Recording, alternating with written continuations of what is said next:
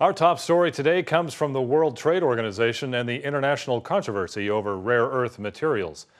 There were 3 individual complaints lodged against China over the change in rare earth trade policy. The initial individual complaints came from the U.S., Japan, and the European Union.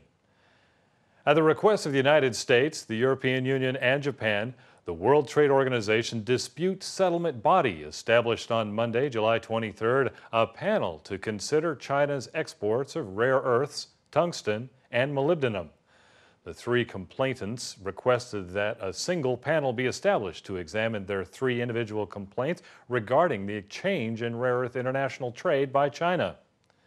In requesting the settlement panel, the United States said that the export restraints at issue include China's export quotas, export duties, various restrictions on the right to export, and administrative requirements that limit China's export of rare earth materials and/or by increasing the burden and costs for exporting.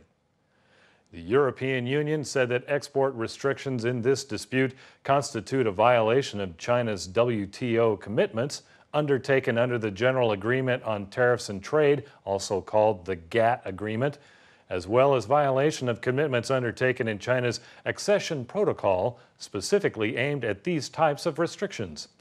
According to the EU, the export restrictions significantly distort the market and create competitive advantages in favor of China's manufacturing industry to the detriment of foreign competition. Japan said that China's exports restrictions are inconsistent with China's obligations under the WTO agreement. China responded to the WTO about the complaints by saying they regretted the request by the 3 complainants and said that its policies concerning the products at issue are aimed at protecting natural resources and achieving sustainable economic development.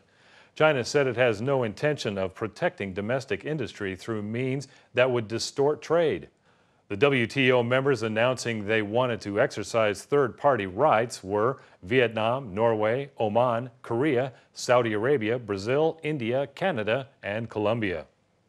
Last week at the WTO, China agreed to improve the market access by the end of this year, a new step in its process of acceding to the Plurilateral Government Procurement Agreement.